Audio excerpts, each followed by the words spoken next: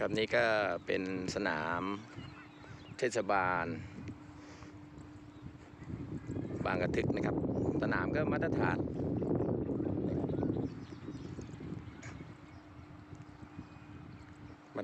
นะครับนี่ครับก็คุยกับเจ้าหน้าที่แล้วนะครับก็ยังไม่มีใครมาดำเนินการจัดฟุตบอลนะครับทั้งฟุตซอลกลางแจ้งก็มีนะครับนี่เนี่ยแล้วก็ในร่มก็มี